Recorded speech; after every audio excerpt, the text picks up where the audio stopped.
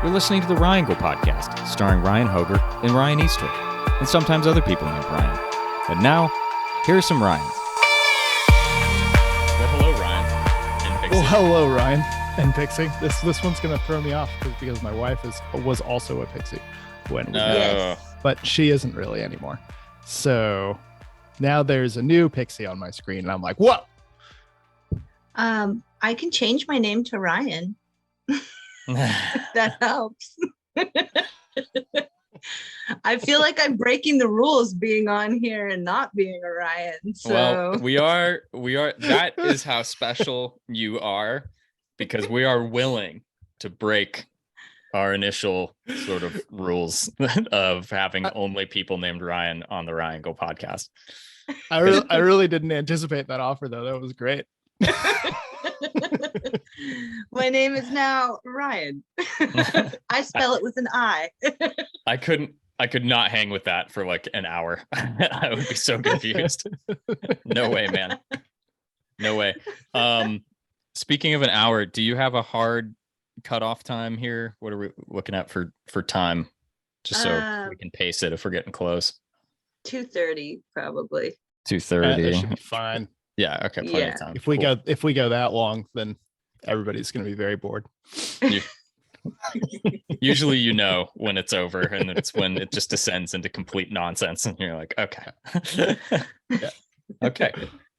Well, welcome, the first non-Ryan. One of the problems we identified right out the gate with having limiting it to Ryans entirely was, yes, there are female Ryans, but very, very few, and I don't know any.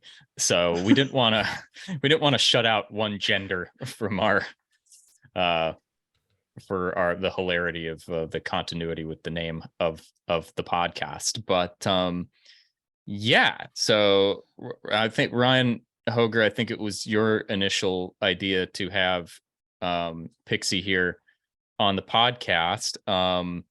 I'm excited about the topic that you picked. I've been so stoked since you picked it. The topic today is play, the concept of play. And Ryan H., if you want to talk about what made you think of having Melanie on here, well, I just doxed you again. Anyway, It's okay. not telling anybody your last name, Melanie/Pixi. If you want to say something about what you thought about having her on here, because I think you initially suggested that, and then Pixi, if you want to talk about why you picked the topic of play out of all the topics you could have picked, and then we'll go from there. My short-term memory being like a goldfish is not doing me any favors here. I would have to look back at the old Facebook message history to actually figure out a reason. My thought is that I just knew that Melanie liked the podcast, and I was like, "Hey, do you want to be on it?" And she went, "Yeah." I think it was that simple. Yeah, I'd have to pretty go much. back through the conversation to see if there was anything more profound than that. But we were talking about something super banal like life insurance, and it came up, and I was like, "Well, do you want to be on it?" She's like, "Yeah, that sounds cool." So, all right, cool, put you on it. We yeah. should think of it. Which is not the only pre-qualifier. Melanie is, as you all will find out, it's a supremely interesting person. I knew that anything she wanted to talk about would be interesting. And I do think of you as a playful person. So I think you have some, to the extent that one can have an authority on the concept of play. I think you're a good person to talk about it. So yeah, why'd you pick that topic? Yeah. I have a few reasons. And it's funny that you're going back and forth. Like, do I call her Melanie? Do I call her Pixi?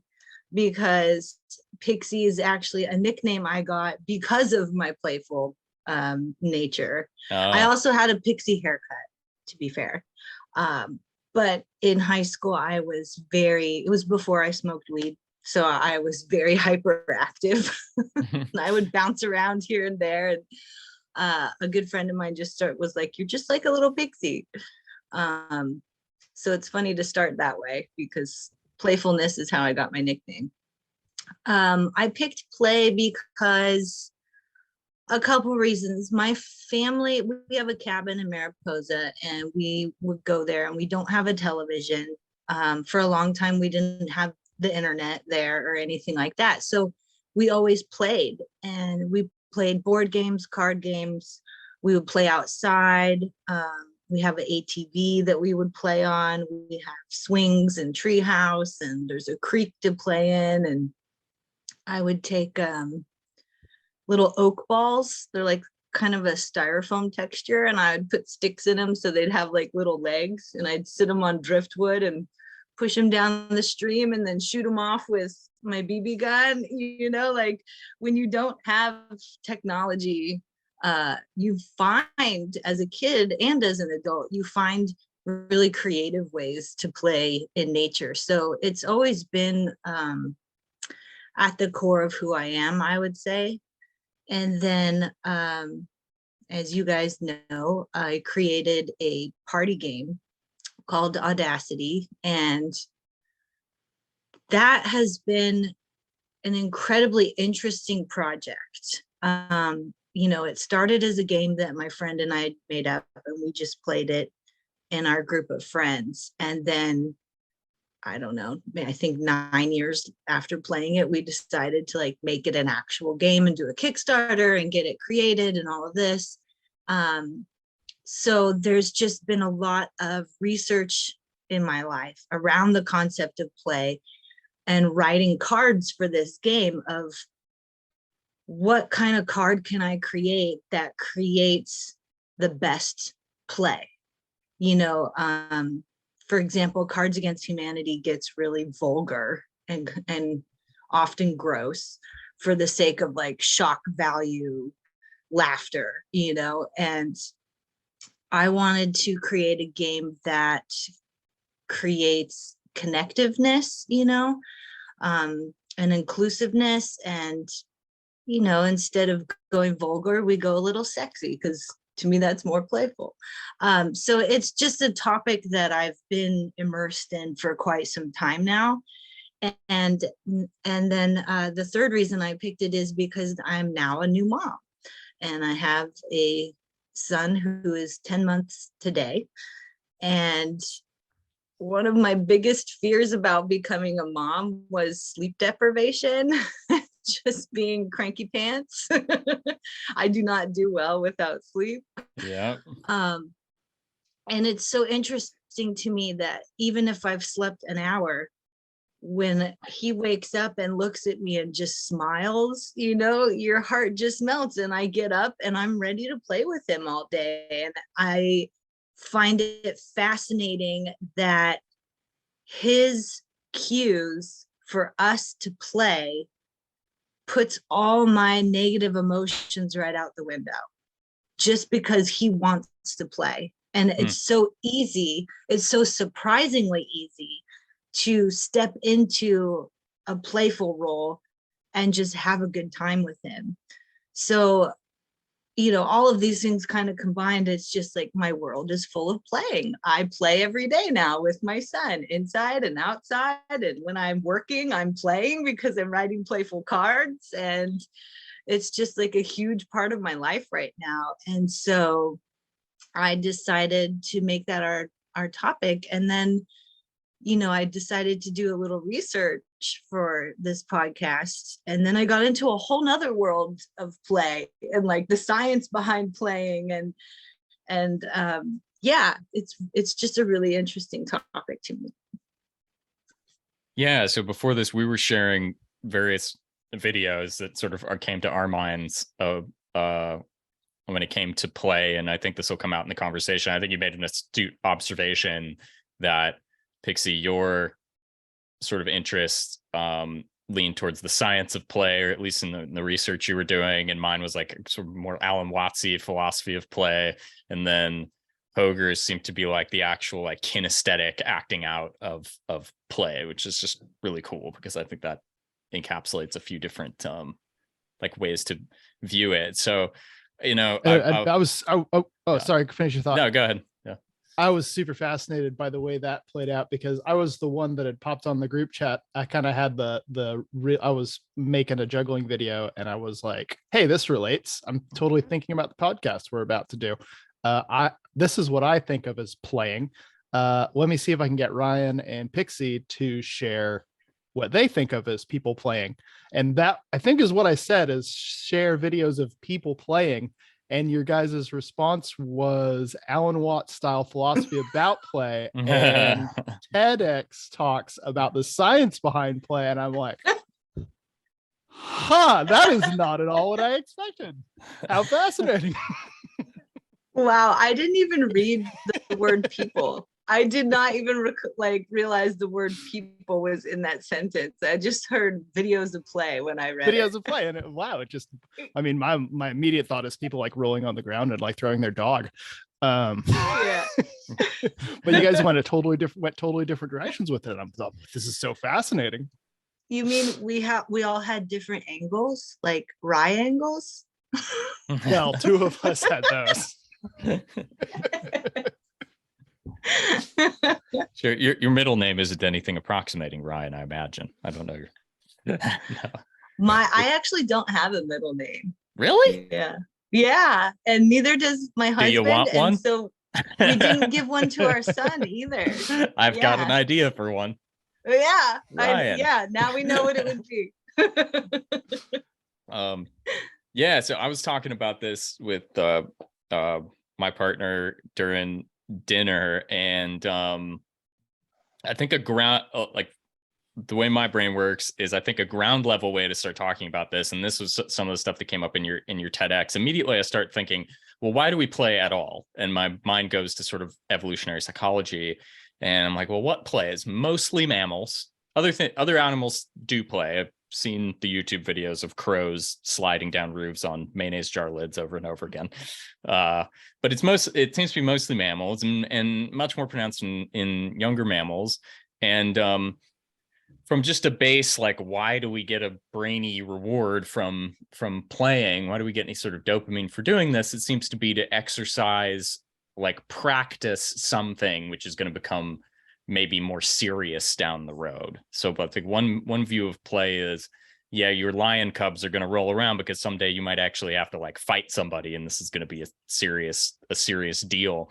So there's an aspect of play that is in preparation for what we might put in the serious box. And I think epigenetically in humans, that's turned into something that's like for its own sake. And that's where is that, to me, knowing you two, I think that's probably broadly what we're talking about, right? Is the play which exists that you don't think of in any kind of utilitarian way. It's just for the fun, but maybe you do with your children, or you're probably not thinking about it at the time, but it's certainly serving a purpose. So how do you guys think broadly about it? I thought it was really interesting on the spectrum of videos that you guys were sharing. We'll put the links to these down in the chat or the YouTube description or whatever the hell it is. Yeah, I can put it in the YouTube description and podcast description. Yep. Yeah, we'll put that there. Is that the philosophical and intellectual videos were very much talking about the interaction of play and work, and how bringing a sense of play to work can make work less soul destroying. And again, I thought that was fascinating because I wasn't thinking about work at all. I was thinking about play. And I don't know, I have a couple just kind of disconnected thoughts to run into there. So that, I thought that was interesting. We're talking about the utilitarian thing and the philosophy of treating work as a play exercise, and how much that makes it less worky, and how that split between work and play is a sort of intellectual exercise anyway. Like maybe when a lion is chasing the gazelle, it doesn't actually feel like work. It feels like play, except that if you don't do it enough, it's going to feel progressively worse and worse until you starve to death. But that doesn't mean it feels like work to the adult lion. It can still feel the same. I mean, your play is that you're the dominant predator. Like that's got to be pretty pleasurable. And then I just wanted to sort of expand the circle of what plays as well. There's a recent video from some researchers that's been making the rounds of bumblebees playing with balls. Apparently bumblebees play. So absolutely not restricted to anything we would consider a higher level intelligence. Play is fairly universal. I don't know about, hive bees or ants, but bumblebees absolutely play. Like they'll roll balls around for no apparent reason at all. There's no ball rolling. That's evolutionarily useful for a bumblebee. They don't roll balls. Right. Well, and like it's not always apparent what the reason is, right? So a few comments in response to what you're saying. One is, a lot of the videos talk about the work play differential, that usually we work so that we can make money to have leisure time for fun and play. And so seeing your work as your leisure time, as something fun, is a completely different mindset. And a lot of them also talked about, we tend to think that work is the opposite of play, but the actual opposite of play is depression. And I found that really interesting. Because I also thought the opposite of play was work, right?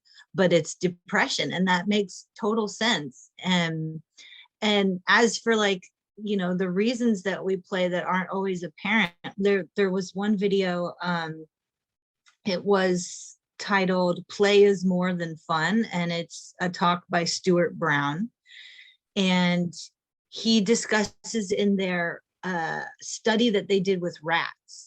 Right. So they had two different groups of rats. One group, they let play. Rats naturally around an adolescent age would play. And so one group, they just let play. The other group of rats, when they were adolescents, they prevented them from playing. So they had no playtime.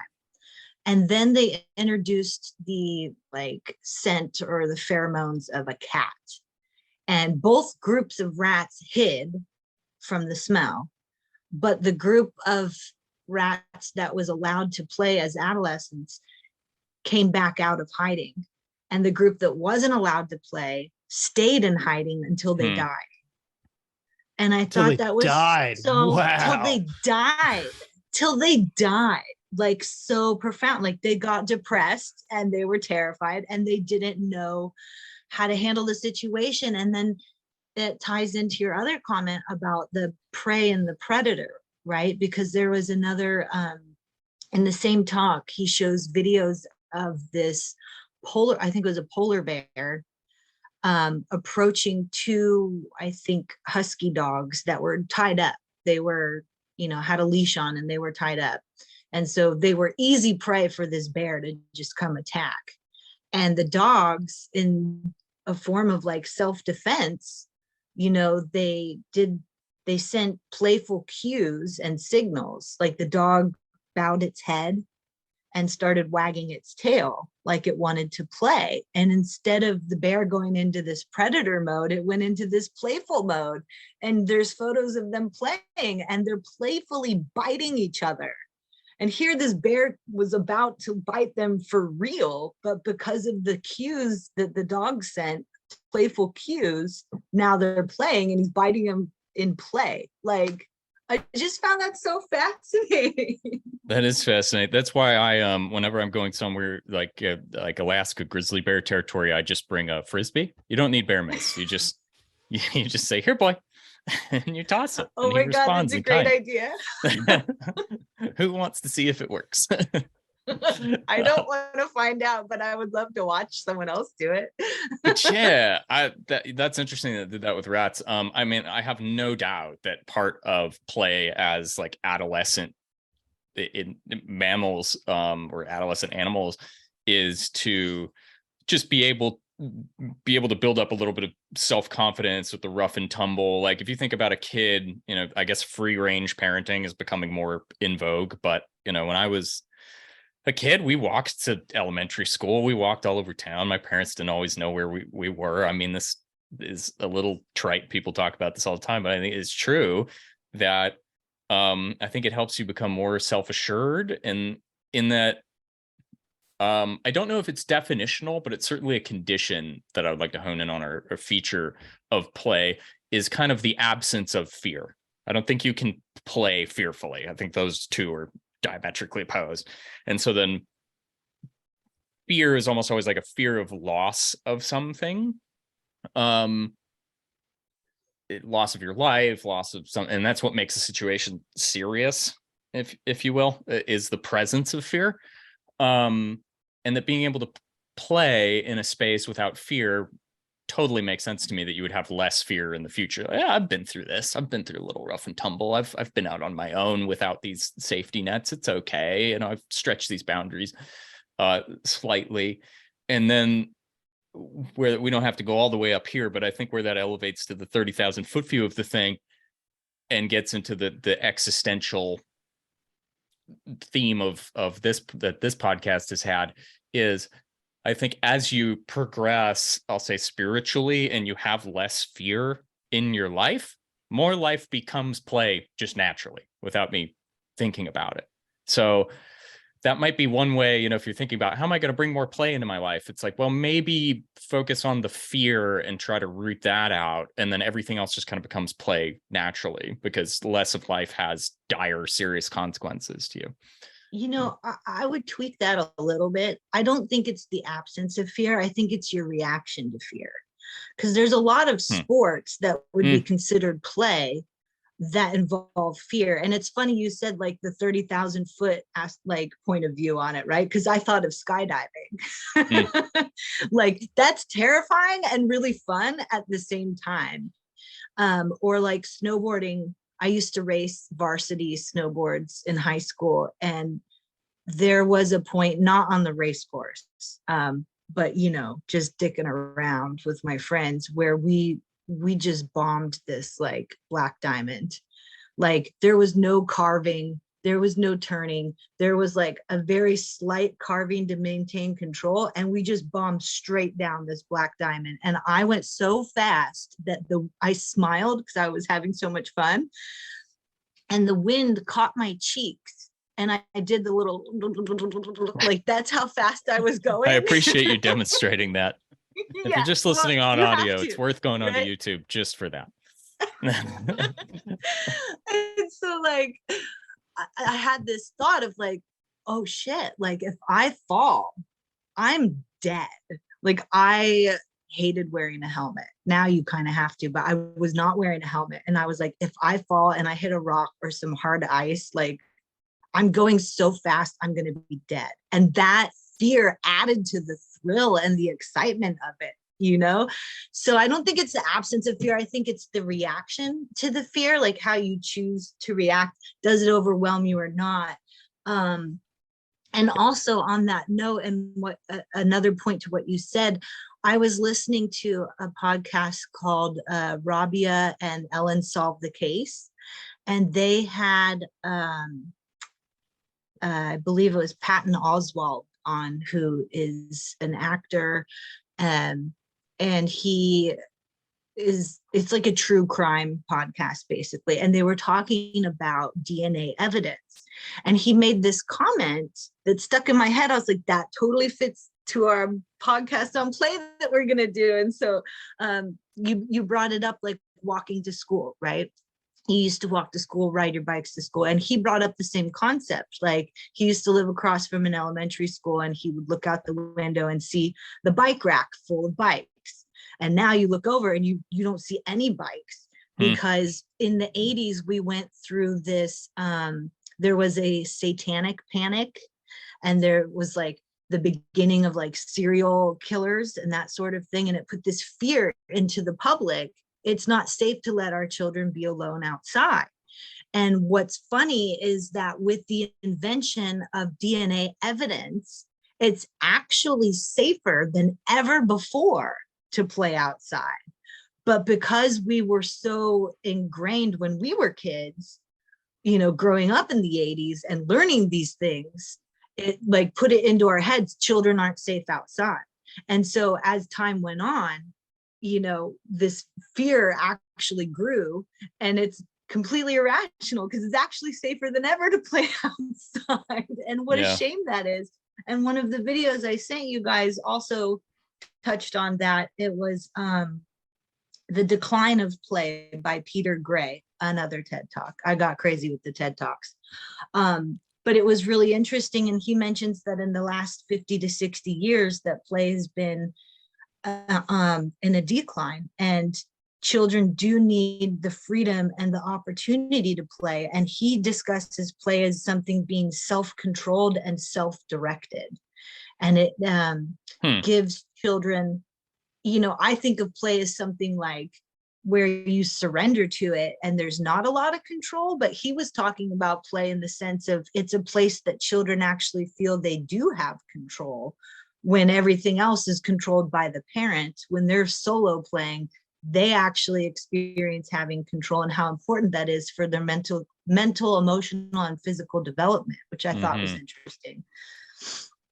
Yeah, with that outside, like my kids at this point are 9 and 12, and I feel like we're kind of right in the middle of that. With the younger one especially, like he's been having issues with going to school to the point where he like really wants to homeschool. And we asked him to tell us the reasons that he should be able to. We put him in public school really intentionally with like we recognize that like the academic education may or may not be all that great because we're not in a great school area, but it's like there's other things that you learn from going to public school, so we want you to learn those things, so you're going to go to public school. But at this point he's so bored and complains about about having very little recess, and it often ends early. And I'm like, then I'm watching your videos and it's talking about how the outside time at school has gone from an hour outside, which isn't very much, to half an hour, which is just ridiculous. Like, no, you need, like, really? I had recess. I remember I had recess time when I was in school. Like, we had enough time to have a good time. And then we end up with these really difficult problems to navigate, because there's that. We do have them walk to school and bike to school, and that's fine. We're not worried about that, but none of the other kids do. So it's not like they have a walking and a biking group. The other kids are either taking the bus or being driven, which is really common. There are a few kids that bike to my older kids' school, but anyway, I'm going on a tangent now where I'm just telling you about my kids and that missing the point. What was the point? The freedom to play. Well, so we had all the 80s serial killer myths popping up, and then the last, like, our trajectory was we moved up to Southern Washington right at kind of at the beginning of COVID, like the summer after COVID started. So we had 2 years of them homeschooling or hybriding a little bit. And now this is their first year that they've been in school meeting anybody. They don't really have any friends. They didn't grow up here. So they don't have anybody really to go out to their house to play with. And everybody's very much in a mode where they're not just playing outside. So they can just go out and play, but like, what are they supposed to do? We have a backyard in which the two of them can play with each other every day and never have any other friends. Or they can play video games all day, which is what they want to do. And on the one hand, I don't want them to play video games all day, every day. On the other hand, I can see that it provides a level of stimulation and, let's be real, social interaction that isn't actually available outside where we live. So it turns into this really difficult sort of dilemma. Well, what do you do about it? Right. Yeah, I think in that case, it's just like moderation is key sort of thing, right? A little video game, a little outside. Yeah. Yeah. I think that distinction between work and play is very, very sharp when you're a child, and, I was saying there's an absence of fear thing. And I take your point, Melanie. And I was interested to hear you say that you were genuinely afraid during a time, because you brought up skydiving, and I was like, isn't it kind of like certain things? Like, yes, there's an element of fear on like a roller coaster, but like at base level, that you're safe. And that's what makes it, that you're probably going to be fine. You're not in total existential terror for your life, but it does sound like you were skiing. But another thing that you can say play is to define it again as an absence of, is the absence of like obligation. Like, I don't think you can be told that you must play and in such and such a way. You know what I mean? That play by definition has an element of self-directedness, as you put it, but which is the absence of obligation from somebody else, and then a free form, flow to it. And how do you bring that then into, they're saying, oh, your work should be play. Well, some people have very, very rote jobs, like I'm a boat guy, Ryan's a boat guy. There are things I can play with, but there's also certain things that are just, there's one way to do this correctly. There is no room for your fun interpretation of how to be a technician on this giant machine. You know what I mean? But just sometimes coloring within the lines very well can be a form of play. So, do you think that is the absence of, maybe that's more distinct when you're a child? This is how this came to me. What things you are obliged to do and what you are not obliged to do.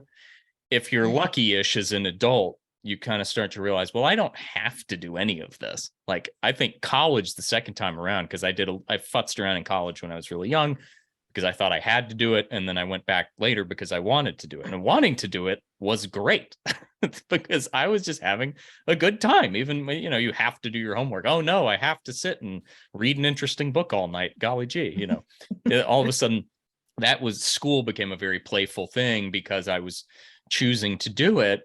And then all the way up to, you don't have to do life at all. There's an exit door at all times, Alan Watts was talking about this, how there's a Christian thing almost. That, I don't know if that's entirely fair, but I'll just take that for granted. But there's something in our culture that says you must live. You must keep going. You must make babies. You must do the things. And it's like, well, no, you really don't. There's no obligation to play. Like, I will remind myself if I'm feeling too serious about my life that, oh, this is optional. Like, even the stuff I care very much about, I could go get a job as a manager at Taco Bell and just live in a tiny apartment and spend my other time doing other things. Or I could, I could jump off a bridge at any point that this ceases being fun. Like, it's just got really dark. It did. I don't think that's dark. Do you think? I don't know. Tell me about that. I don't think that's dark. I like the fact that, imagine you couldn't die. You were like a goth or something, and there really truly was no exit door to your existence, so that everything you were doing was in some sense like just perpetuating your life was obligatory. I kind of like that it's not that way. No? Right. No, and right on the other side of darkness is the light. It's a fine line. So it's dark and it's not dark. And you can take it into a lighter concept of like, look at professional sports, right? You start playing football or baseball or basketball or soccer or whatever. I snowboarded, and you do it for fun as a kid. And then at some point, usually around high school, it starts to turn into, like you're saying, more of an obligation of, okay, now we're not just doing it for fun, we're doing it for skill, and we're honing in on that skill, and we're going to pound it into you, and you have to be at practice 3, 4, 5 days a week, and your weekends are filled with it now. And when you're not playing, you need to be studying how to play and the different strategies of playing, and you got to go pro. And once you go pro, then it becomes your job, and this thing that you played at as in elementary school is now your job as an adult, right? So it's like, I think professional sports is a really interesting way to think of it. And it's the same thing as you're saying, like, life being fun, right? Looking at life as, where do I find the joy in it? It's just a different analogy is professional sports. You know what I mean? It's a fine line. And before you know it, you've crossed it. And then how do you find the joy in it again? Well, I think that's where the absence of fear comes in. And one thing I wanted see if you guys wanted to riff on is like, can you play seriously? Because that almost seems oxymoronic, but I don't think that it is. I think that you can mature as an adult and have some kind of pursuit that you get disciplined about. I should say that I don't think play and discipline are diametrically opposed. I think you can play in a disciplined manner if you choose to. And that's what you have to do if you're going to do professional sports. And I think that that could continue to be play and feel playful as long as you weren't afraid. And what I mean by afraid is all of a sudden now I have money and I have status, and now I am deeply afraid in my gut that I'm going to lose these things if I fail to perform at XYZ level. I think then you get off that train and you're out of the realm of play because you're terrified that you're going to lose something, and that's what's compelling you to do it. That's well, and it's interesting that you look at it from that perspective of fear and being afraid, because for me, I'm looking at it like Marie Kondo kind of way. Like, does it still spark joy? You can do it disciplined, like chess. You can play chess. It's a very disciplined game. And you play it because you're enjoying the discipline of it, right? And that's not really, I don't know how you put fear into chess. I'm sure you can, because they're kind of the opposite sides of the same coin. If you're having joy or if you're having fear around it, I would say. So It's interesting you look at it that way, because I would look at it like, do you still have pleasure in it? Yeah, I think that's totally valid. I think the reason my mind goes there is I think of kind of play and finding joy in things as sort of our natural state of being. Maybe that's too new agey or whatever, but I think, at least in my personal experience, the more fear goes out, the joy in life and doing things for the heck of it and finding joy for the sake of doing something without it necessarily worrying about the outcome, that just comes in. That just happens. So I think that's kind of like a base state of the world that we cover up with our neuroses, and that peeling back the layer of those neuroses will naturally lead to like the joy. So if someone didn't find joy anymore in playing chess, you might ask yourself, well, what is robbing me of that? What am I afraid of, or what am I doing? Like, why? Here's a very simple way to put it. Why would anybody do something that they don't want to do? Right. And of course, there's reasons, money, status, respect, friendships, relationships. There's many external factors that can turn it from play to work. Yeah. Well, and one of the videos discussed that he did I think it was that one of the last ones they sent, that the one about play is more fun with Stuart Brown, but he talks about how they did studies with serial killers, and most, I don't think anything's 100%, but I think most serial killers were denied play as a child. So like, I don't think you want to kill somebody, right? And yet that's what they're compelled to do because of a lack of playfulness, right? Like I found that really, really interesting. Like, I'm going to play with your brains. I want to roll this up to the 50,000 foot view now, right? Oh man. You ready? We're going to go a little bit higher. I need to bring your own oxygen. We're going to get a little bit higher. So spark that shit up. So here is my conception of the ultimate walking, what you guys are talking about with a lack of fear and the playfulness and like the lion cubs and all of it. Like the way it all gets put together is if you have absolutely no fear of death. There's no existential fear of the end of your life. Then like with your skiing and whatnot, you're able to fully at that point, your hormones are through you. And so you don't immediately care that much, but maybe later you're like, damn, I almost fucking died.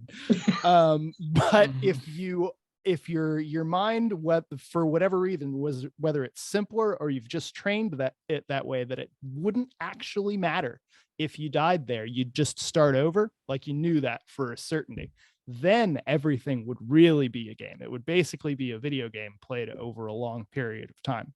I think that's the mindset you'd have to be in order to really treat everything as a game. Is there are no consequences.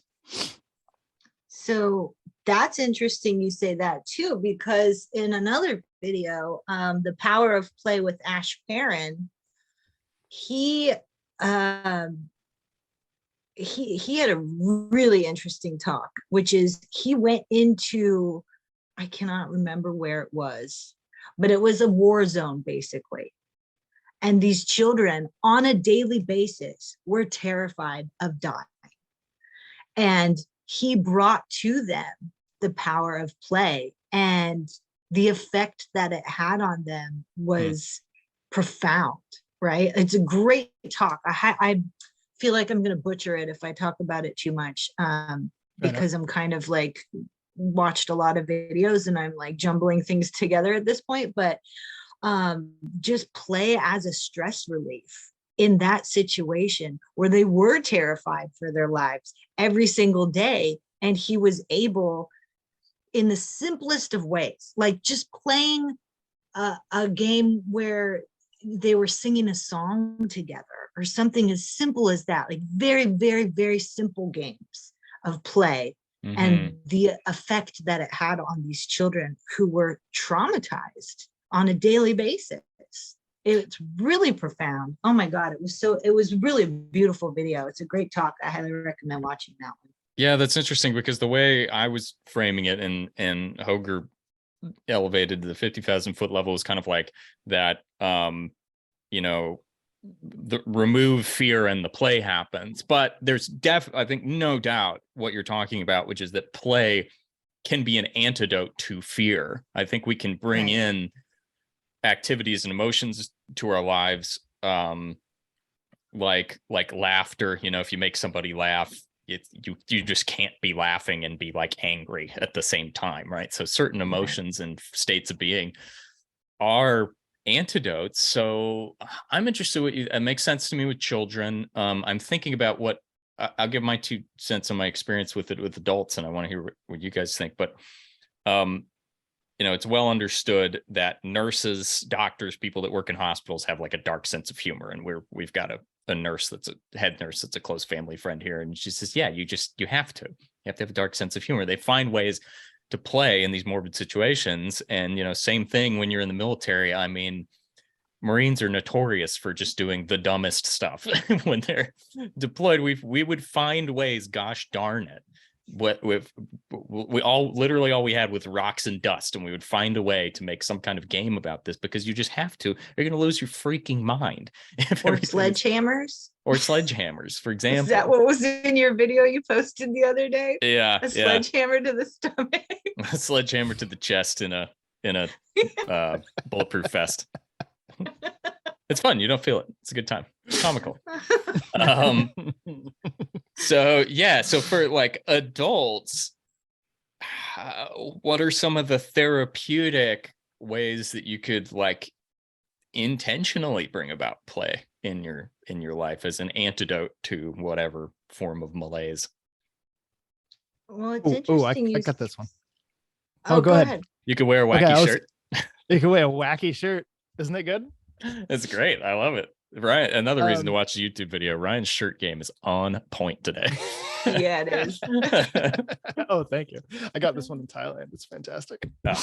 Oh, I mean, I straight up never stopped like imagining that. Like you had one of the videos on there was talking the kid video, whatever his name, Brody or something. He was talking about he and his friends had his like imaginary imagine his stick that like unlocked the stump to your other dimension. Yeah, I never stopped doing that shit. Like, but I just have little things like that's what I do when I'm juggling, like spinning poi and stuff, or like playing with swords. I have several swords and I like to play with them. And yeah, I'm like cutting them and like kind of practicing martial arts and stuff. But no, really, I'm fucking around and imagining that like I'm swinging my Tai Chi sword and I'm totally like leaving energy trails, and I'll do a couple of Hadoukens.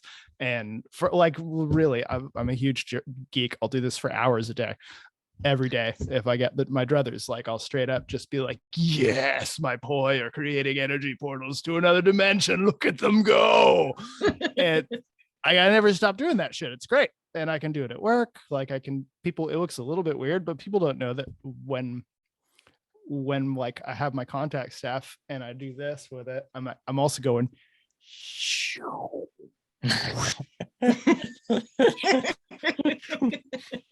Bring in your own sound effects. Yeah. Right. Like nobody else needs to know that shit. So you can have a very private imaginary world by having a toy and playing with it. Mm-hmm. Yeah. And there's actually a word for that. It's called, let's see if I can pronounce it right. Neoteny. And it means the retention of immature qualities into adulthood. So, I think that's my Meoteny. Neoteny with N like Nancy. Yeah. Neoteny. That sounds like it could have positive aspects like Hoger was talking about, or it could definitely be a pejorative. I'm gonna expand on it a little bit with that though, because I would, in this case, I would fundamental disagree with the immature into adulthood. Like, not even suggesting that you meant it as a pejorative or anything, but I would reject that immature label attached to it, because like what you guys were talking about earlier with the discipline plus play, the greatest satisfaction from learning how to spin poi and staff and sword is the discipline of practice and the increase of skill. And I think like straight 3-ball juggling is, personally, I think it's like, as a play method, it is like the perfect teaching tool, because you cannot juggle 3 balls until you practice enough so that you can juggle 3 balls. There's a binary there. And then you can do this next more complicated trick when you get there. And until then, you cannot. And so then as your skill increases, the satisfaction level of the play increases, and you start to bring it into other parts of your life. But I'm going to be real, I don't really use juggling at work at all. Like, yeah, it adds coordination, but I don't really use it at work. Like, I do physical things, and yeah, it keeps me in shape, but I don't juggle at work. But I think that's what's more fun about becoming like, I too would stray away from if there is something that you can call maturity with play that you do truly gain as an adult versus a little kid, that I think makes it better, is that, and kids do it too to an extent, but the discipline and the consistent increase of skill at an instrument or something that you're playing around with, like, you can bring a kind of maturity to play. And I think it's a great part about being an adult. Like, you just can't get to the place where you're going to truly improvise in a playful manner, say in a jazz quartet, without working your ass off in a very disciplined, rigid manner to begin with. And there is a certain kind of play that only opens up on the far end of mastery. Not that I've mastered much in my life, but as you get truly damn good at something, it can become more playful. And that's maybe the more adult, more mature version of that we tend to like just societally respect, as opposed to someone just fucking around. Well, you guys bring up good points, and I feel like this is a good time to mention the different types of play that I discovered in my research here. Can I pause that 1 sec for a potty break? Yeah. Do you guys have to go? Sure. Okay. Quick potty break, everybody. I think you got to show off your shirt. Well, oh, you like that? It was Ryan, my playful shirt. The last fuck. There it goes. Oh yeah, for the audio listeners, Melanie's shirt says, "There it goes, my last fuck." With a little picture of a UFO taking off. Oh man, I have a shirt that is very much in that vein. I like to wear it when I go to the voting booth. Oh, excellent. The zero bothers given. Yeah. Yes. Perfect. Yeah, I've seen that one a couple times. Instagram got me. Yeah, sometimes it does. I was like, fuck you, fine, I need it. Zero bothers given. Damn you, Zuck. Okay, so listing the different types of play. Yeah, I thought,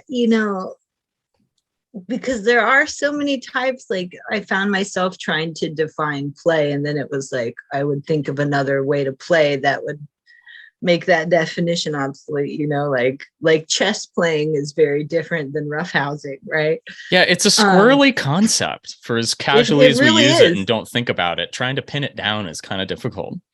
Right. Like, and is it the absence of fear, or is it the presence of joy, and like all of these things, right? And so I thought it was really helpful when one of these talks kind of broke down the different types. So there's body play, which is just like, I think he said something about like trying to defy gravity, like when kids just jump in the air. So moving around and kind of doing it for the sake of doing it.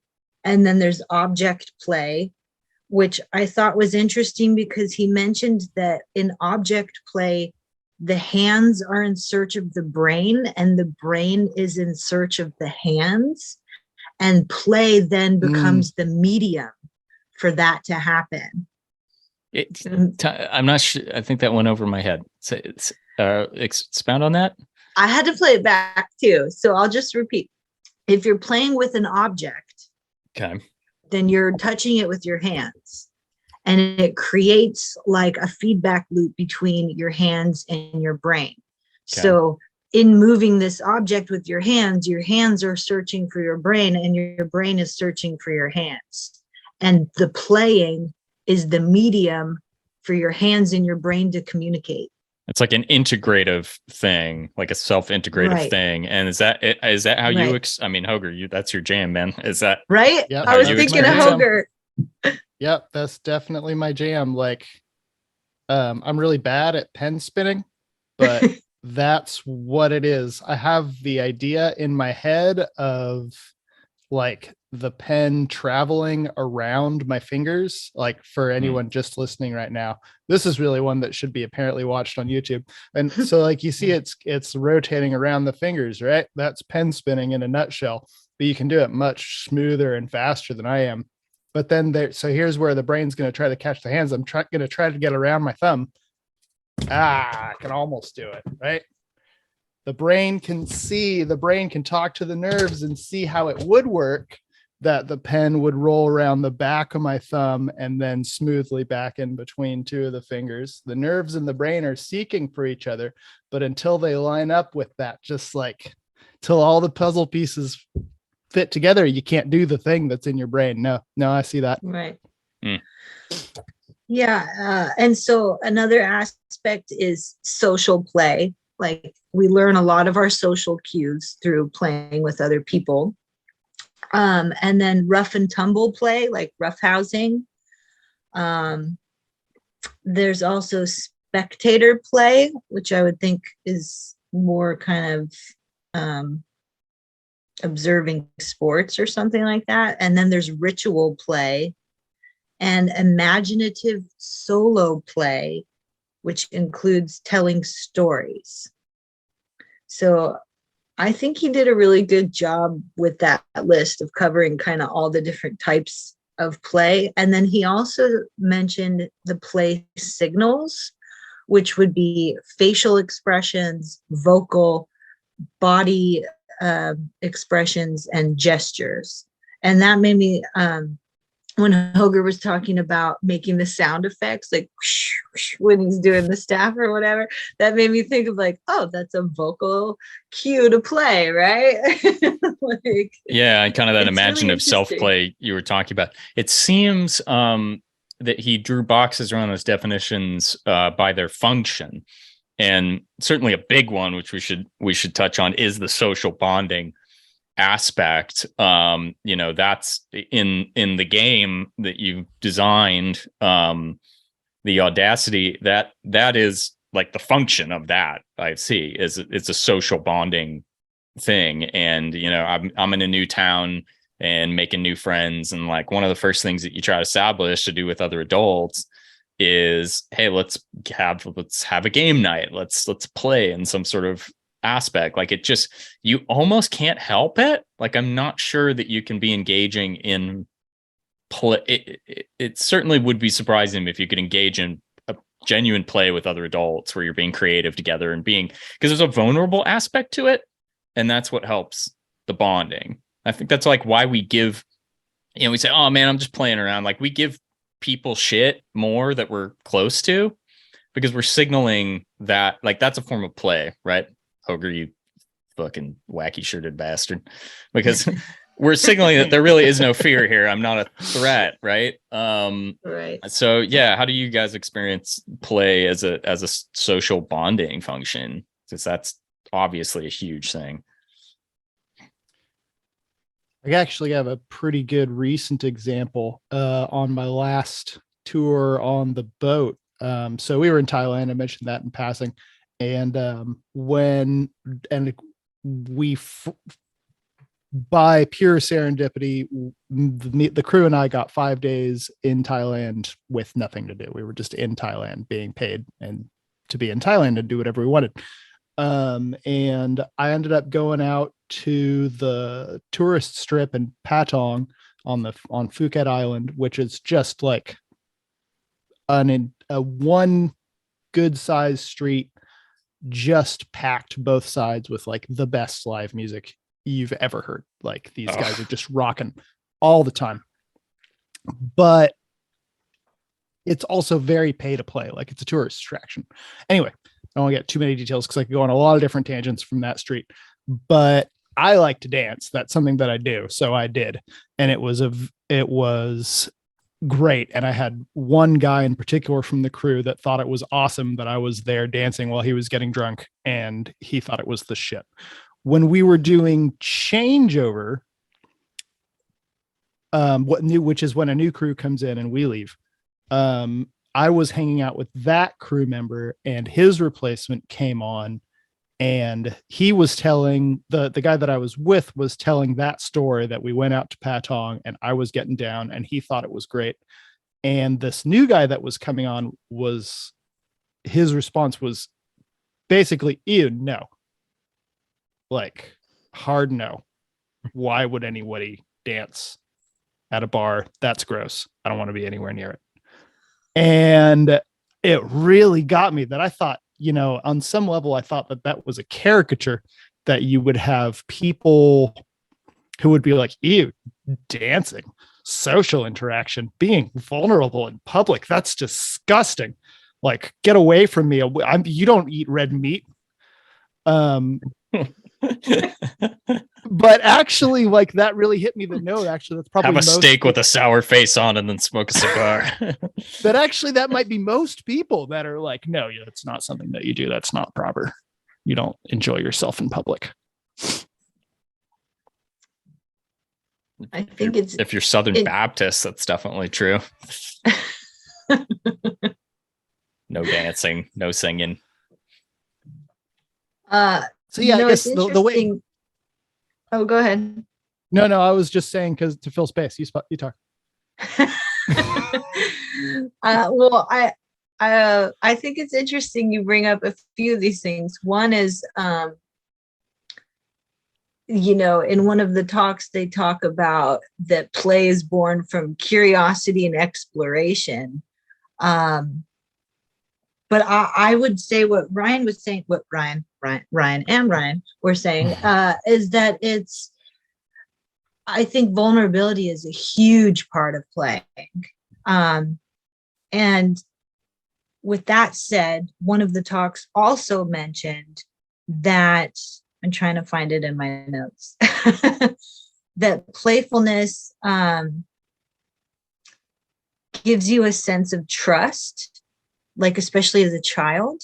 And then as you grow older, you have had enough experiences, like Hoger is saying, where you've been judged in your vulnerableness, that you start to lose that trust. And so as we get older, we play less and less and less. And another thing that I found interesting that you bring up dancing at a bar is because we just created Audacity at the bar. So it's specifically designed to make you talk to strangers at a bar. Oh, wow. That's exciting. I didn't know that. Yeah. I mean, it's so you can play with your group of friends at the bar, but it also incorporates talking to strangers at the bar. Love and it. Almost every card we design is created around that concept of being vulnerable, but in a different way. Because also, as you were saying, everyone has a different place of vulnerability when it comes to play. And we designed the game to be that way. So some cards will have you sing. Some cards will have you dance. Some cards will challenge you to do something physically that will make you look stupid, or, you have to do an improvisation and act like a certain person or type of person or animal often. So, I might be terrified of the cards that have you dance because I suck at dancing. I have no sense of rhythm. And someone else might be terrified at the cards that make you sing or make you act or make you look stupid doing a weird challenge, right? So we try to create the game to play on different people's vulnerabilities because everyone is different, like that guy. And it's too bad that he judged you, for dancing. But something I've noticed in playing. Or you judged him for not dancing. I did. I judged the fuck out of him. Versa, right? I was like, oh, really? God. But I think that kind of also speaks to something we haven't hit on yet, which card and board games do hit on. And that's the sense of a container, right? So like, in a game, we've all said yes to playing this game, and that creates this container where when I dance or if I sing, you're not going to say, ew, that's gross, because we've all agreed to do this thing, whereas you weren't playing a game with this guy, so that container wasn't there, and then the judgment was there, and then the trust gets lost a little bit. And then the next time you dance in public, you may, not you, but you, in quotes, you might be more self-conscious, right? And so that is a good example of how, as we age, we've had all these experiences of playing outside a container where judgment happened, and now we play less, right? No, so I can definitely feel that. Right. So that's kind of why I love the concept of games in particular, because it does create a container for that vulnerability to happen and not be impeded on. And I've noticed a lot of friends we've played Audacity with that are really like shy, reserved people. And in my head, not out loud because of the container, but in my head, I have the judgment. Oh my God, this person's going to hate this game because I've never seen them sing or dance before. But when we're in this container and everybody's doing it, and the point of Audacity is literally written in the rule cards, the whole point of the game is to be the biggest ass, to make the biggest ass of yourself. And so I see these people who I would never think, completely introverted people that I think are just going to absolutely hate the game. And they play the hardest. They come out of their shell because there's this weird level of permission because of the container of playing the game. And they just completely shine and they walk away the winner of the game. Like they made the biggest ass of themselves. They had the most entertaining performances, so to speak, right? Yes, you work the competitive spirit into there, and then because that competitive, like personally, I don't feel that competitive spirit very strongly, but it's a really powerful motivating force. Well, and you're formalizing the point of it, which is, I think there's types of cooperative play where just like cooperating with somebody tends to build a bond.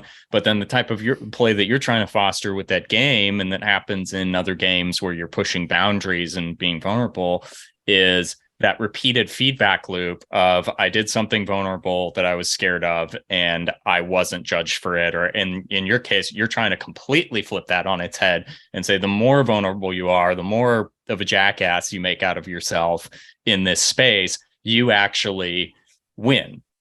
Right. And yeah, I think like the container is a great way to bring that about. But isn't it so great, like those magic moments in life when you're just trotting along, going to the grocery store or something, and you end up playing with a complete stranger, and kind of break the rules a little bit, and there's a wink wink nod, and you just like two ships passing in the night, you just kind of do something totally out of bounds that's wacky, and you maybe make the invitation to play and it's accepted by just someone spontaneously as an adult in an otherwise formal setting. I think that is a lot of fun.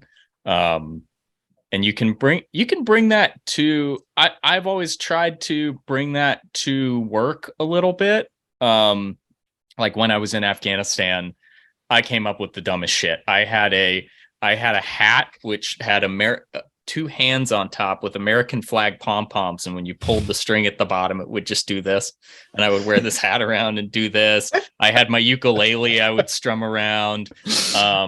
We had Pappy Ryan's story time where I would read stories, but like really dark fairy tales by David Sedaris as people were going to sleep, and sit there and smoke a pipe.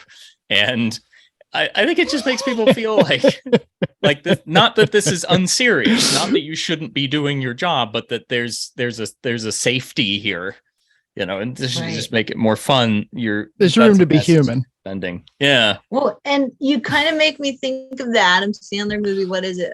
I think it's Happy Gilmore, where he has to go through school again, and he's in like the third grade or something, and one of his peers pees his pants.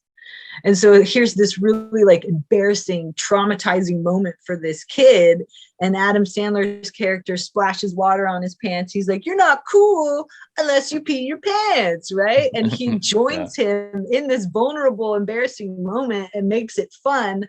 Like there's such a human connection through play that you can take this embarrassing moment or a random moment with a stranger, like you're talking about, and just create a human connection, a human bond in this one moment, this one point in time with a total stranger, and again, it speaks to being vulnerable enough to do it, Those are the best. Just anytime that I've been in public and I've wanted to play, I'm going to dance in public on the sidewalk, or just do something that is vulnerable, and like you're worried about everybody's going to judge you. And I'm not the type of person that likes to bring that kind of attention on myself. But anytime I push past my anxiety and I do it, I find that people are down generally. Like the average person, I think, is kind of starved for play opportunities. And if you just present that to people in your everyday life, I generally find very positive reception to it.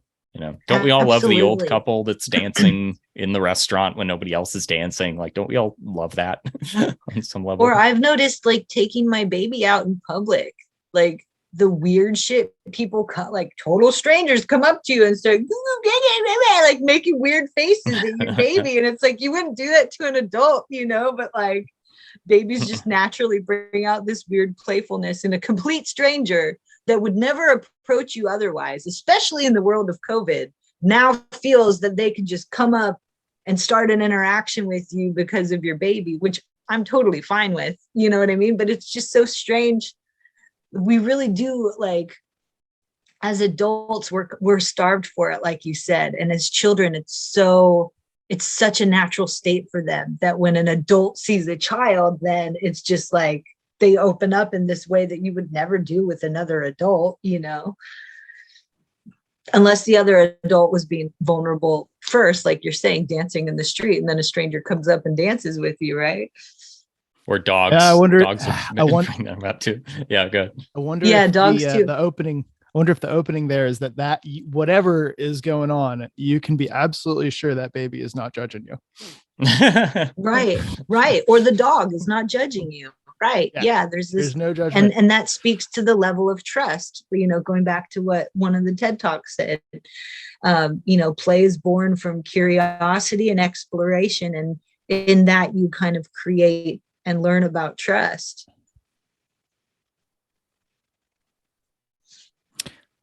I have kind of a tangent that I can go on for a minute here, but it might take a few minutes. So I have a story.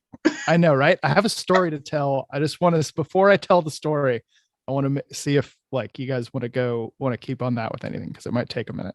Well, it better be entertaining or I'm going to judge the shit out of you, but go ahead. All right. Oh God, It I'm better being be vulnerable. fun and playful. All right, here we go.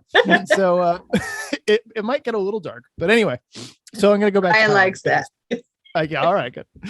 Because this time in Thailand I thought was fucking fascinating. So I used to do a lot of carnival stuff too. Like I was in Sideshow and I worked kind of adjacent to carnival and music festivals. So I saw a lot of backstage sort of mentality, and I never really ran with like hardcore circus crew, but I knew some carnies and I definitely got close enough to being a carny that I could see that division between people who work in the circus and marks, right?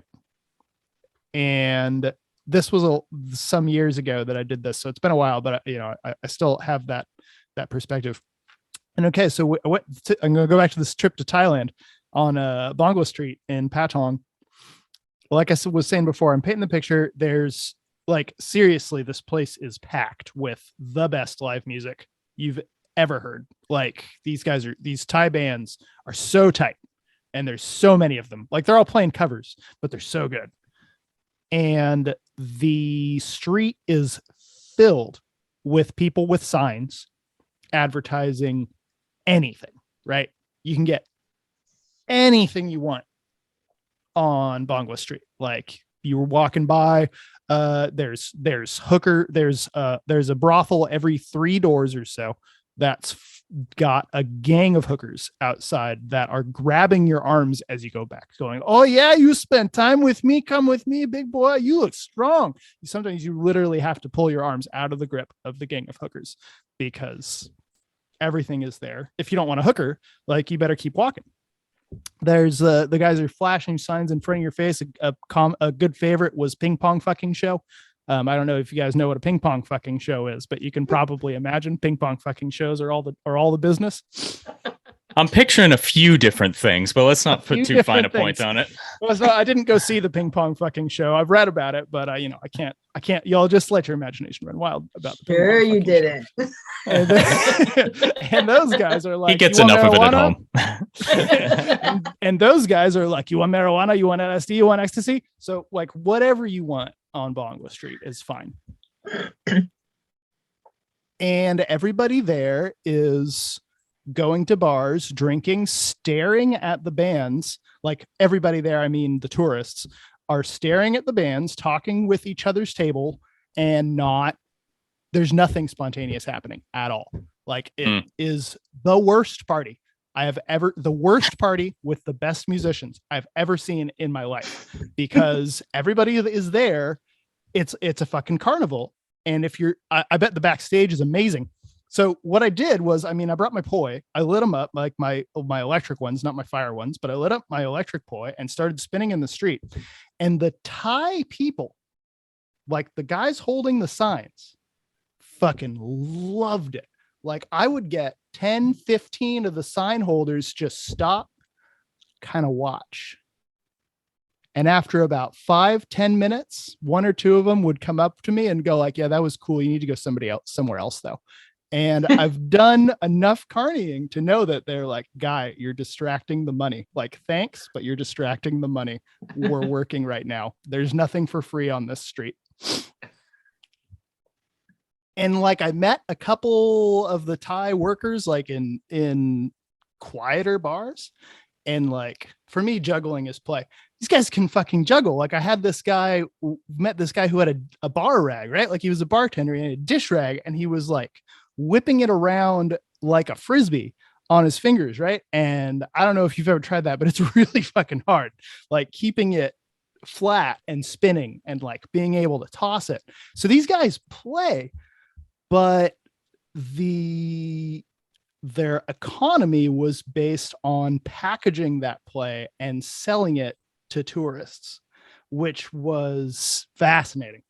Like how extremely commercial that street is. Like you can get anything you want as long as you want it packaged and paid for. Nothing spontaneous. There's no partying happening on Bongo Street. Like, wow. Anyway, so that's my story time. Well, yeah. Well, now you got me. Commercialization of play. You got me immediately thinking of it. Yeah, you got me immediately thinking about like Disneyland or something like that. I mean, you couldn't have more of a corporate juggernaut than Disney. And is there something, am I being too cynical? Is there something soulless about that? Like what is it about the total like commercialization of play, or is it even play, or is there a difference? Is that just entertainment? Is that different than play? I mean, certainly there is commercialized play. Yeah. What is being stripped away there that feels like just feels inherently wrong? That's a really good distinction, just between play and entertainment, right? Because one of the talkers that I, was researching on mentioned that movies are a form of play because they are created from imagination. But movies are also definitely entertainment. And how would you define the two? I think there's definitely overlap.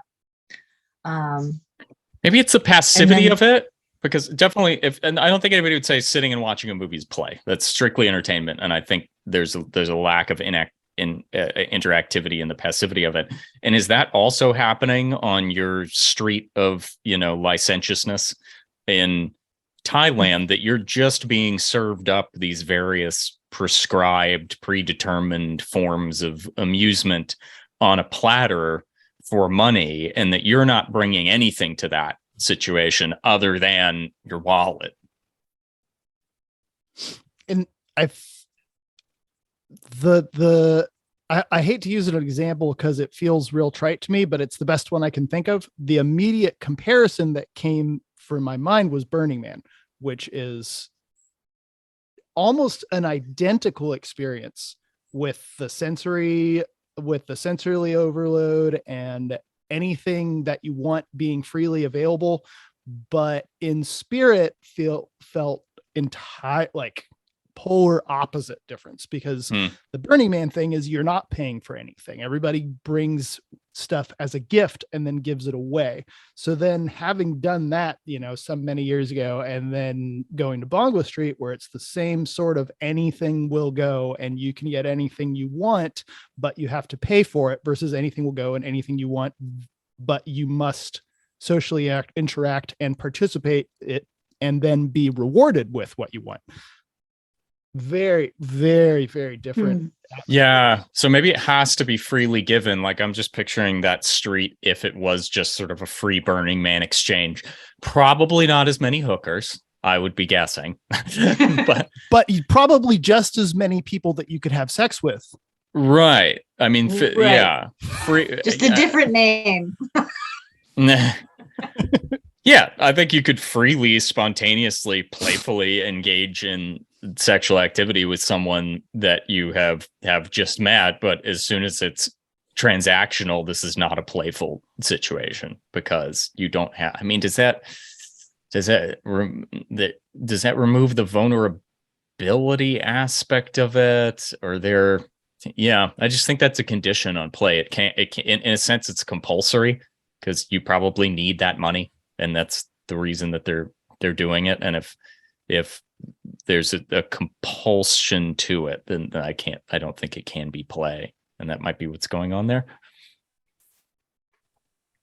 I feel like that's the thing that struck me the most in a negative manner from the sort of scientific discussions of play at work too. Like, especially with the inventor guy with the tie-dye lab coat, John Cohn, I think his name was. He had a good talk. Like, I liked it. I'm not bagging on him or on any of them, but there was definitely a sort of, well, all you got to do at work to make your work not suck is to play at work. And it's like, no, sometimes you have to work. And there's kind of I feel like there's a certain elitism of suggesting that you can escape the drudgery of having to work every day just by playing with it. I mean, it doesn't matter what the thing is. If you told me I had to spin poi for 8 hours a day, every day, or 5 days a week for the next 15 years in order to eat, like it wouldn't take very long before I was really sick of it. And it would be drudgery to get up there would be moments in which it would be enjoyable for sure. But if you have to do the same thing every day to eat, there's a level of conscription that like you have to do it. You don't have options. I'm glad you brought that up because I was thinking about it when I was listening to Alan Watts's I listened to the extended he got me the same way where it's like, yeah, come on. So he's talking about being a bus driver and how you can turn this into a game. And like also valid point. Like I can imagine being a janitor like joyfully, right? But at some point, I think the counterpoint to that, which is equally valid, is just like this is a bit of a luxury of the bourgeoisie of having choice in the kinds of things you do for a profession, and that takes the compulsoriness out of it. Like a lot of people that work are working under coercive circumstances in one way or another, and I can imagine being a rock star of Zen or something and being, in a coercive circumstance and finding some joy in it to keep myself sane. But there's also a bit of like, come on, man, it's not the panacea. I think that it's prescribed as by some of these people that are talking about bringing play to your work. Yeah, I found the bus driver thing really interesting because I was an Uber driver for quite some time, and I found joy in it. I used to play a game where I would try to accelerate and brake without my passenger noticing. So I would try to come to a complete stop without there ever being a rock back, like push the brake so gently and finally that like you wouldn't feel that, and just mostly to keep myself awake and entertained because it was boring after a while. But I noticed that I couldn't always take a break when I wanted to because the next trip would ping in before I was done with the trip I was on. And when my body started to hurt, I couldn't enjoy that braking game. Because my brain was so focused on the pain in my back or my hips or my neck that I couldn't find that pleasure anymore. So just agreeing with what you're saying, like it's a privilege. Not every job can you find that joy in it, especially if you're physically in pain. Like that was the one thing that snapped my joy out of the playfulness of driving. I couldn't, I was miserable. And then I'd be like, then I'd have to like sign out and take a break and go stretch or whatever, because it was just excruciating at that point. I couldn't find a way to make it fun or find joy in it. Yeah. And what turned that into play is you had room to kind of, stretch your level of skill and try and refine some kind of skill. And I don't, is that requisite for that kind of play that we're talking about, that more disciplined or form of play that you bring to work? Because I can imagine a work situation where there just is no room for improvement. There's nowhere to stretch yourself, pull yourself, find interesting boundaries to push. Like it is literally just flipping burgers again, man, and I've got this down and there's no room for me to grow here. I think that's a deep human, probably mostly human or mammal need to constantly be pushing on the edges of our skill level and find that pleasurable. So if you can bring that into drudgery, great. That's a way to bring some joy into it, but there are going to be circumstances where you can't, and maybe then just do whatever you can to find another gig.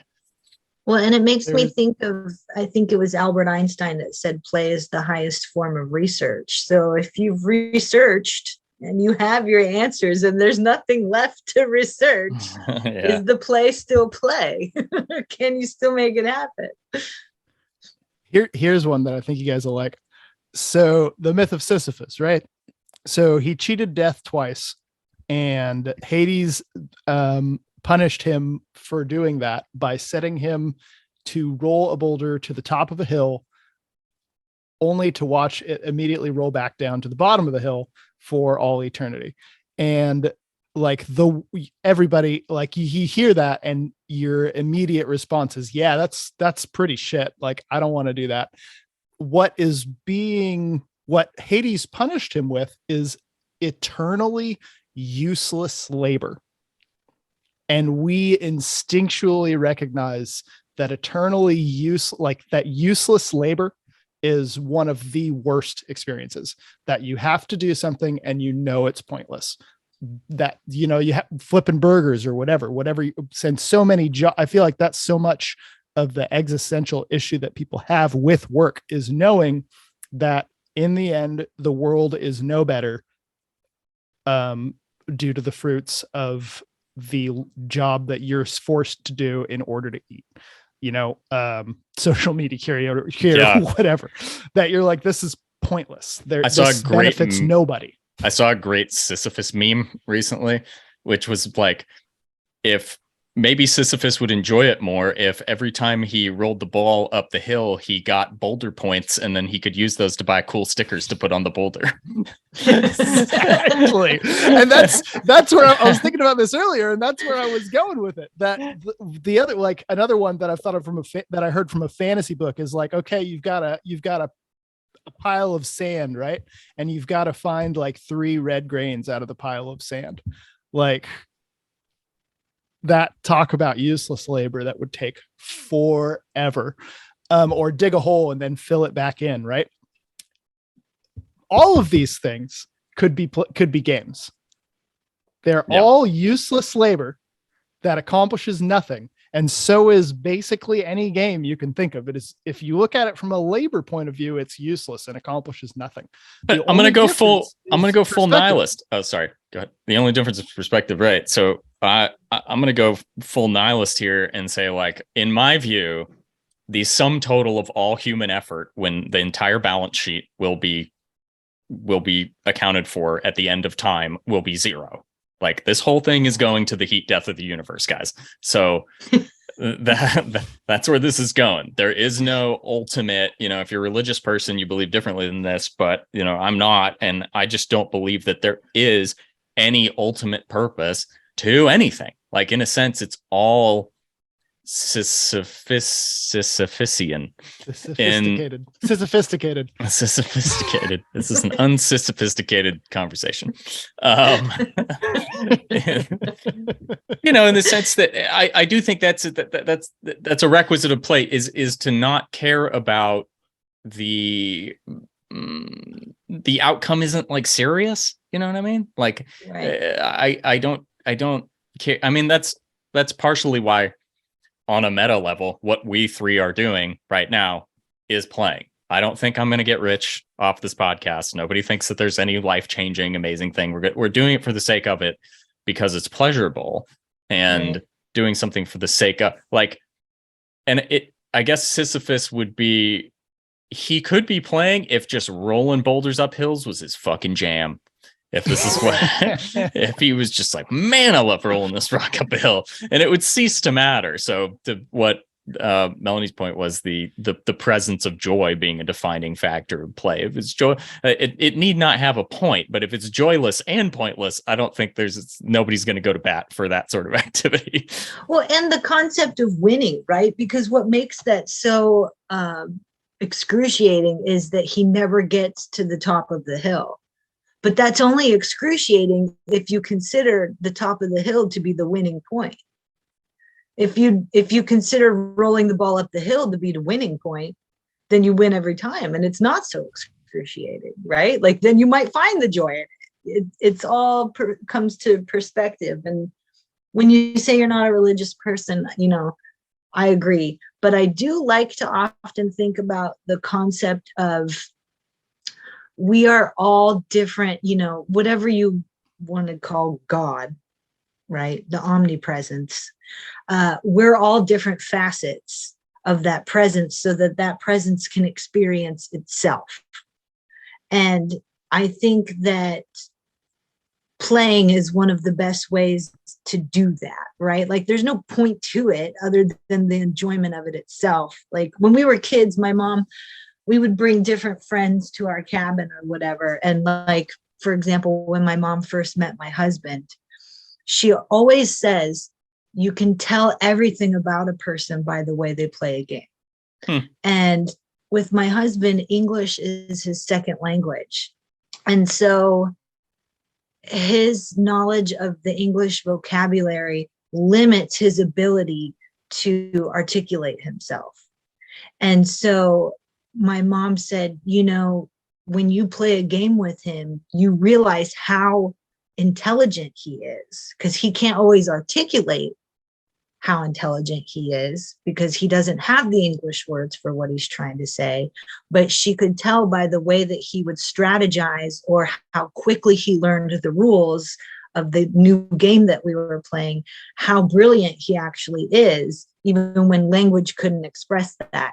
And so, you know, I that's always stuck in my head of her saying that, because every time she would meet one of our friends, we would play a game and then she would like have them all figured out. You know what I mean? And she would judge them.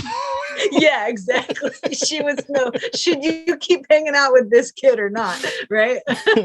Yeah. In that sense too, it's like we are God experiencing itself. And games are like the best way to do that. You know, like, are you playing to win or are you playing for the sake of playing? Do you want the boulder to hit the top of the hill or do you just enjoy rolling it up, you know? Yeah. So I used to kind of judge people that were serious about board games. Like, you ever see people, you go play Monopoly and like, they really give a fuck. And you're just like, what is wrong with you? Right. And none of this matters. But Uncle Sam, when you sign up for the Marine Corps, is very, very good at breeding competitive instinct into people that don't normally have competitive instinct. And now I have a lot more of that, where I'm way more tolerant of it. And I bring more, like, it's not seriousness, because I don't ultimately think it's serious, but I find it more fun to really, really care about whether or not I win and get like into it and get like a knockdown drag out fights, like when we're playing a game. Like, I don't know. So for me, that's something that changed over time. Is I think you can be like semi-serious and competitive and bring like an emotional weight to what you're doing without it like spoiling the thing. But I know that's not true for other people. I think we have different levels of tolerance for it. Like, my girlfriend, for example, does not like that about playing games with me sometimes. I found myself getting that way about losing, because there's some games that are just completely based on chance, like dice rolling or whatever. And it's like you can't control how good you are, how, you know, how many sixes you've rolled. Like, that just like isn't possible. You ever play Candyland with kids? So boring. Yeah. So I find, like, if I'm in the last place, I find myself rooting to continue to be last. You know what I mean? Like, I've redefined the win state. Yeah. Yeah. Yeah. Yeah. So I do like that aspect of another way you can turn things into play is like the context for what constitutes a win state or whatever is totally in your head, and you can change that with whatever, right? You were bringing that towards driving for Uber. Like, I win if my passenger feels no inertial changes in the past. Right. Yeah. And that goes back to having that sense of control, I guess, you know, that childlike state of, here's one place I can have control in a work environment where I don't feel like I have control. Yeah. Do you feel like play always needs a context? So I'm a huge Calvin Hobbes fan, and one of the big things in Calvin Hobbes is Calvin Ball. And it's basically a game where they are constantly redefining the rules at all times. And the funny part about it is it's always a self-serving redefining of the rules. Like, no, out of bounds is actually inbounds now because I kicked the ball out of bounds. Like, children are playing around. Children are obviously much more free form, and I find it difficult to play with children sometimes because you're like, wait, the rules just changed 10 times in the last 5 seconds.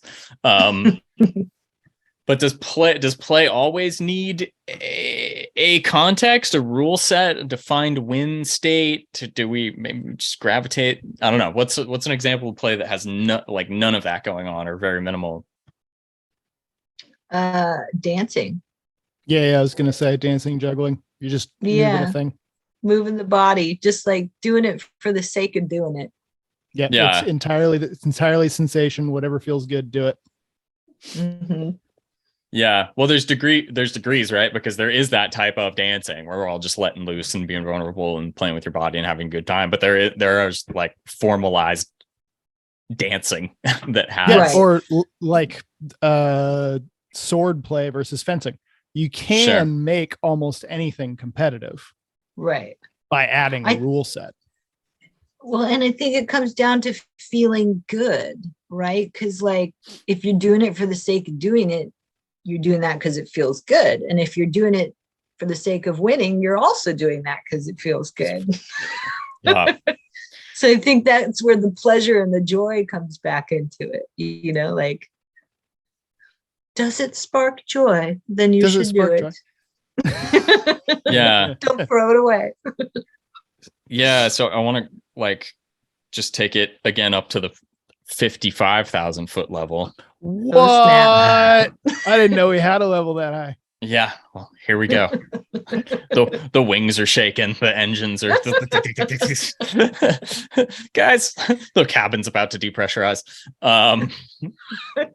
Of what Melanie was saying of like, yes, the divine aspect of the universe, God experiencing itself. And like, even if you're going to go hardcore down into monotheism, you know, we're all made in God's image. Like this idea of humans reflecting God back to himself in some way is present in a lot of spirituality.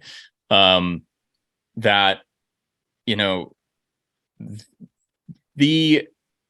I think at base, you have to say the entire universe is at play. Like this is all just for the sake of itself, that it's defined by a lack of ultimate purpose.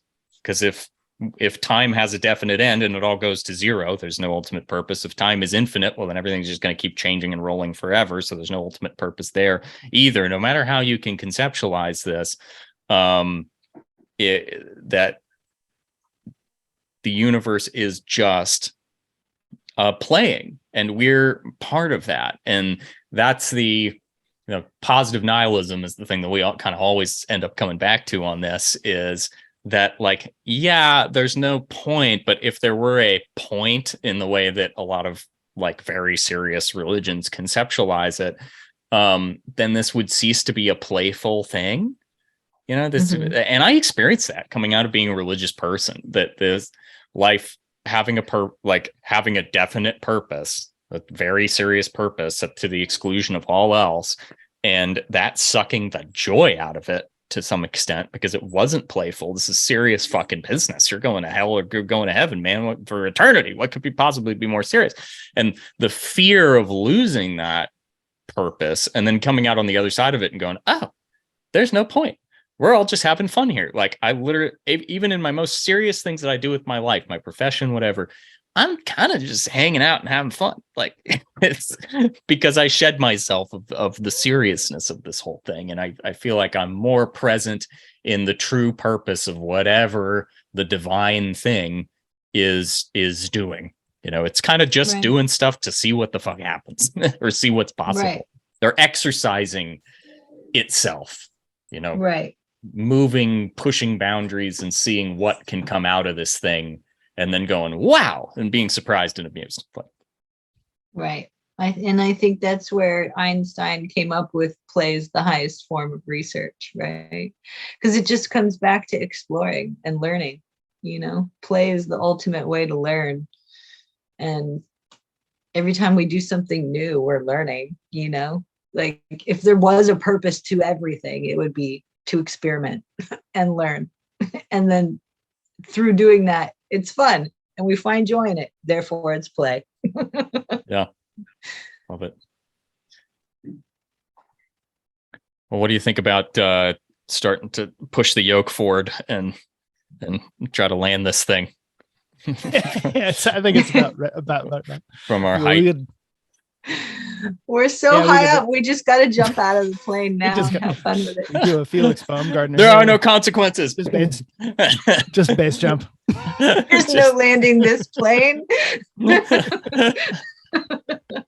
You guys all brought your parachutes, right? Okay, cool. Yeah. And I'm just going to point the plane towards the Indian Ocean here, so it probably won't hurt anybody. And poof. We're out. 3, 2, 1, rip. Thank you for listening to the Ryangle Podcast. If you're game for some more play, check out Melanie's party game Audacity, spelled Odddassity. I helped in the early development and wrote some cards as well. You can Google Audacity or go to audacity.com. To watch some of Ryan Hoger playing with Poi, Flo, and other body play, check out his Instagram at Humans Are Surreal Meat Creatures. All links will be below. As always, our music is by Tallac, Tallac. For more by Tallac, check out soundcloud.com/Tallac.